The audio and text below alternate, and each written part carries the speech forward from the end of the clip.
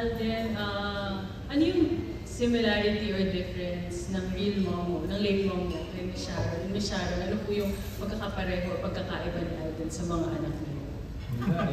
Pareho.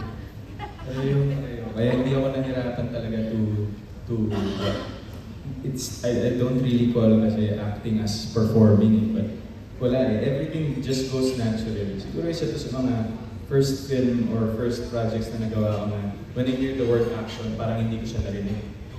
So, very natural, very seamless ang flow, and you know, being able to work with Direk Noel, it's my first time also to work with him. Diretsyo lang eh. Kasi I don't have anything against other directors, but yung style kasi ni Direk Noel, diretsyo lang siya, but he will not break your heart. Simple lang. Pero, and then the way he requests you to do something is so sweet and respectful. But oh my God, he's right. Parang you'll think tama yung the way he wants me to attack it. Yeah, that's right. You'll never think twice. Wala. Tsaka diba parang Tapos grateful ka after, ay salamat, pinagawa na diba parang may ganun actors and Kate na all the more you put pressure on them, the more they can perform well and the more they can act well. So ako po kasi, case to case eh. Depende kapag yung pressure sa akin, dalawa yan. It's either it makes me perform better or it makes me clam up or shell up. Kasi, well, in acting, ganun. The more you put pressure on me sa acting, the more hindi ako makaka-perform. So, experience ko rin with other films na ganun, parang also like 5 breakups. Sobrang relaxed din yung, you know, when you're relaxed, di ba, parang when you're relaxed, I'm not saying in acting lang, but in other fields of work, when you're relaxed, you tend to think better, your thought process is in order, and everything will flow naturally. Kay Direk Noel kasi, wala nang question yan ay. Can I just add, kay Direk Noel, you want to give your best. Kasi hindi ka nililingan eh. Oo, parang gusto na ito siya parang just do, if you do this, ganyan siya, if you do it, ganito, sure, Direk, sige po, parang oh my God, kailangan magiging Direk ito, nakakaya naman. Kasi parang it's so humble and so, but you know, there's a master behind all that sweetness. He does not impose anything. You don't impose anything on us. Wala, Direk, wala. But we really like to deliver what you want just because you're you. And then when we were able to deliver it, we feel so good about ourselves also. That's the way you make us feel. Nandun po si Tita Mel eh, may police kami. Oh, may pandesal pa. May police. Oo. Parang nakakatawa sila mag-partner ni Direk. Nakakatawa sila. Si Direk, oo, si Tita Mel yung, alam mo Alden, ayaw kita ha. Ayaw kita noon ha. Pero today love kita. Today nilove kita. Kasi nakita ka na noon eh. Tapos nung sinabi niya, oh, 12th anniversary mo na pala sa December 8. Pero mo yung 11 years, wala ka pa kasi ayaw kita. Ngayon 12, nilove kita. Hindi niya kasi kilala. Okay. For Alden na last, kasi dun sa movie, you were setting her up for a date. In real life, would you set up your dad for a date? Dad for a date? Honestly, yes. Pero sa totoo lang ang question, balik natin sa tatay ko, kailangan pa ba niya ako? O kaya niya na yun? Pili ko kaya niya na eh. So, but, you know, parang ganun nga, parang my mom passed away April 8, 2008. So, that's like almost like mga 15 years ago. I think my dad deserves to live his life the way he wants it to. As long as hindi niya napapabayaan kaming mga anak niya, hindi niya napapabayaan yung mga magulang niya, nabuhay pa rin yun, yung lolo at lola ko. Yes po, so I think the essence of family should be secured and defended all the time. So as long as he's able to do those things, I'm all for supporting him kung anong gusto niya mangyari. Pero hindi ko na kailangan mag-set up, kaya niya na yun. Thank you, Kate. Gorgie, who's next? Yes. Ako gusto ko po talaga mapanood yung movie po ni Kuya Dong at saka ni Anya. And also yung Malyari. Malyari, yung parang the first Filipino serial killer. Kasi medyo turf ko po yung ganong concept, mahilig po ako sa that. And may po sa crime. Isa pa yung pinagkasunduan natin. Yes, so, but ako, I have to say po talaga, the roster of MMFF this year is one of the best since the pandemic. So I think we have a powerhouse set of movies. And it's all the movies po for the MMFF is worth watching. So excited po kami. Bye! Ay! Sa parada. Nakakamiss Tito Berts. Yes, nakakamiss mabilad sa araw, pagpawisan, ganyan. Tapos, hindi, parang ako po, yun yung talagang dapat lagi natin ginagawa as public figures po, namin po, mga artista, na ilapit talaga yung sarili namin sa mga supporters and fans. Kasi, mere presence lang talaga po, okay na sa kanila. So parang na-miss ko yun, tapos talagang kahit inabot po kami ng halos 4 hours na binaybay po namin yung Kamanava. Sulit naman po kasi, kahit super init, sunblock na lang yun, dito doon, wala nang ano-ano yun. Kahit naluto yung buhok, okay lang. Worth it. Dapat pa kayo ni Sharon ng possible na collab after the Parang may sinusulat na nga, Tito Berg, si Red Up. Si Tita Mel din po pero surprise po yan. Pero for sure meron po yan after this film. Na-produce ninyo o sa Silico pa rin? Sana po, payag po na si mga boss mayor natin na co-produce na po ako. Sama na po ako dun sa next film. So ikaw pa na lang busiest actor ng 2024. Si Vina Vivar may tanong. Hindi ko sure kung natanong na kasi may lumabas na may pumipirata raw sa'yo na malaking kumpanya. Okay po, wala pong ganun. Well, siguro talaga minsan pag... Wala po talaga. Loyal po tayo sa GMA until the last day. So wala. And Sparkle. Yung Altin Coco. Ito doon naman. Kaya di ba? Diba? Yan ano? Hindi, wala. No. Tanong pa nababasa. Hindi, yun nga po kasi, well, sagutin ko na rin po yan. Wala pong katotohanan. Hindi po siya totoo.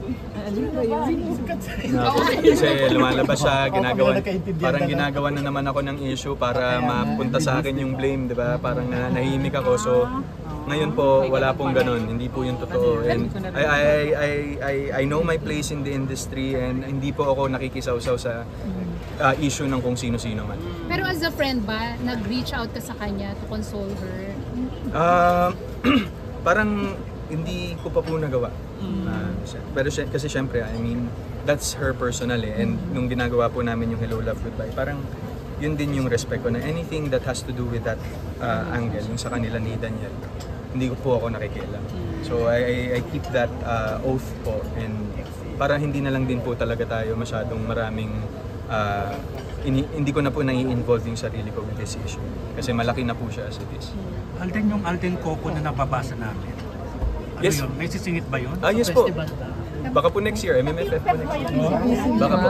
Pero, yes, kasi yun nga po, since 5 breakups po, all of a sudden talaga yung connection ko with Julia and Coco, parang bigla lang siyang dumating. Nagulat ako, sinasabi ni Jules na, sabi ko, Jules, nagugulat ako kay Boss Coco kasi parang ang tagal na niya akong kilala kapag nag-uusap kami. As in, talagang yung mga payo na binibigay niya sa akin, of course, when it comes to producing and directing and acting at the same time, very guided since pinagdaanan na niya. Tapos parang na-bring up into the table lang po na sabi ko, boss ko, sana, kasi gustong-gusto niya po na magkaroon kami ng project together. Sabi ko, sige boss, ano na lang natin yan? I-MMFF na lang natin yan next year. Game daw siya, sabi niya. So, hindi po ba yung mag-guest sa Itbulaga? Hindi po. Kasi nahanap ko sa EAT, nag-lumabas ko sa show. Hindi po. Pero yung sa Itbulaga, na-expect nila na sana mag-promote ka raw doon. Saan po? Mga kaibigan mo naman yung mga Sabi ni host doon. Sir Joe. Joey De Leon? Sa Itbulaga po sa TV5. Welcome ka daw sa EAT. Sa TV5 Ano ba, Gorgie? Nakakalito po kasi dalawa yung story. Hindi yung EAT sa TV5, hinahanap ka. Pero yung sa Itbulaga talaga sa GMA, na parang ang sabi din nila, parang mga friends mo naman yung mga host doon. Opo naman. Bakit hindi ka raw mag-promote Yes. doon? Hindi, yun nga po. Parang yun nga rin po yung sinabi ko before, bago pa lang po nangyari yung sa Itbulaga na paglipat sa TV5, diba na if I have to do promos with all of the shows, syempre I will not deprive the project that I'm working with the opportunity to promote it to different shows po. Especially mga noontime shows natin. Pero right now po kasi parang wala pong sked na napag-agrihan regarding sa guesting. Kasi ang gusto nga po is dalawa po kami ni Miss Sharon lagi na mag-guest. Doon nga lang din po sa TV5. Given na po yun. Opo, given na po siya. So ako po naghihintay lang naman ng permission. Pero may relationship with the Dabar Cats po ng Eat Bulaga po sa kala Tito Vic and Joey is still there. And the respect is still there po. Hindi po nawawala yan. So magpo-promote ka sa Bulaga, kina Paolo, kina Betong, O pag ano po, inaayos lang po yata yung schedule. Eventually po, matutuloy din po yan. Yes po. Yes, Tita Rose, of course. Opo, parang that is I always mean well po sa mga ginagawa ko naman sa buhay ko.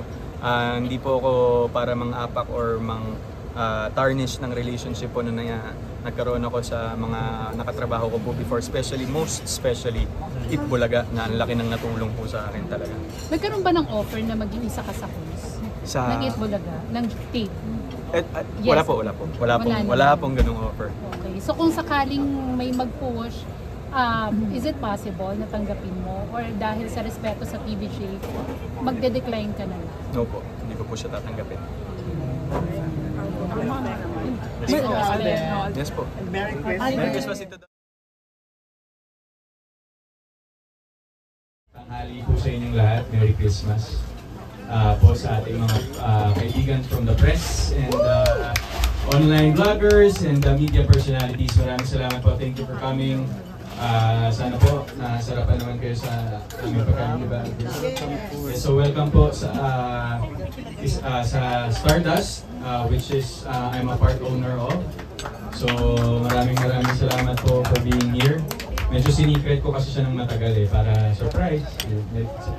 It's a prank. Joke lang po. So medyo long overdue na po kasi to, if I can recall it correctly. Ang last pa po nating parang Christmas party was Conscious pa po, nung bukas pa yung Conscious Garden Cafe sa QC. So talagang sinikap ko pong isingit to kahit 1 week preparation. Husay po ang team natin na nag-mount nito, and of course to my partners din sa Stardust, thank you so much. And yun po, thank you so much. Ito po, binigyan po namin kayo ng konting sneak peek and flashback sneak peek po sa mga nangyari in the past 13 years. And at the same time, parang kung ano po yung mga coming soon natin. And yung VTR po ng intern dating, ako na po nag-direct nun, yung naka-black shirt. Yes, so na-enjoy ko na po siya ngayon, the director's point of view kind of thing. Kasi parang nagmamaterialize po lahat ng imaginations ko from, I think, 13 years is enough already for my creative imagination to work properly. And with directing, ito naman po yung nagmamaterialize sa kanya. So kung parang dream siya, and then as a director, you make it come true for people to watch at the same time. So marami pa po tayong ipaparaffle. Actually, bawat minuto po yata may raffle. We're very grateful, of course, to our sponsors. Actually, may nagpahabol po ang mga producers natin for Sinigo. So meron po tayong 2 Samsung flat screen TV for today. Tapos meron din po tayong 10 grocery packages and 2 PW Steel watches po for raffle. And Technomarine at the same time. Tsaka meron din po tayong trip for 2 to Boracay. Round trip po yun. Pero kung gusto nyo pong one way, okay lang yun. Round trip po yun, care of Cebuana Luilier. With accommodation po yun. Airfare and accommodation. Tapos meron din po tayong isang laptop from MSI. And a smartphone po from Vivo at the same time. Meron pa? House and Lot. Wala pa po tayo doon. So, next time po, pag kaya ko na pong magpa-house and lot, yun na po ang raffle natin. Pero again, sa raffle, nag-enjoy kayo. Thank you so much. And enjoy the rest of the day po. Thank you. Thank you.